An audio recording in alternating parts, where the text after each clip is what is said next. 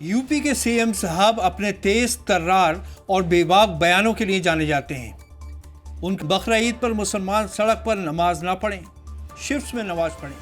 उन्होंने कहा कि नमाज पढ़ने पर कोई पाबंदी नहीं है, सड़कें चलने के लिए होती हैं, नमाज पढ़ने के लिए नहीं।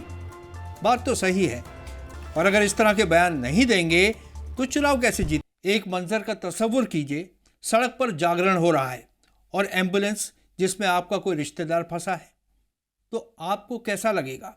आप इरिटेट होंगे और फिर लंबा रास्ता लेकर निकल जाएंगे। ठीक यही हाल गैर मुस्लिम लोगों का होता है जब वो सड़क पर आपको नमाज पढ़ता देखते हैं। इससे परहेज करना ही मुनासिब है।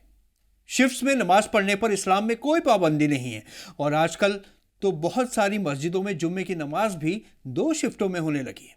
आपको याद होगा, गुरुग्राम में सड़कों पर नमाज पढ़ने को लेकर कुछ साल पहले काफी बवाल हुआ था, लेकिन अब वहां सिस्टम बन गया है। नमाज शिफ्ट्स में होती है और कोई मसला नहीं है।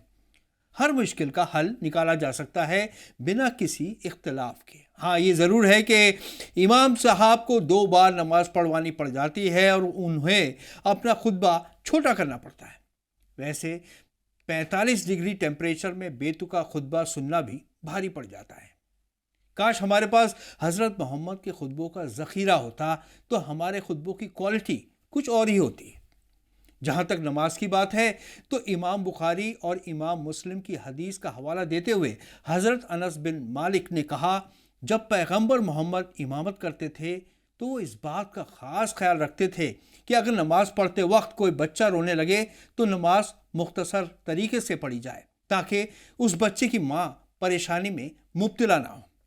इसी तरह हज़रत अबू हुरैरा ने फरमाया कि हज़रत मोहम्मद इमामत करते थे तो वो इस बात का भी ख्याल रखते थे कि जमात में बुजुर्ग और बीमार लोग भी शामिल होते हैं, इसलिए नमाज ज़रूरत से ज़्यादा लंबी नहीं होनी चाहिए। अच्छी बात है, लोगों को उनकी हिदायत को गंभीरता से लेना चाहिए, लेकिन इंसाफ तभी होगा जब सीएम साहब किसी और मजहब के लिए भी सड़क का इस्तेमाल नहीं होने देंगे।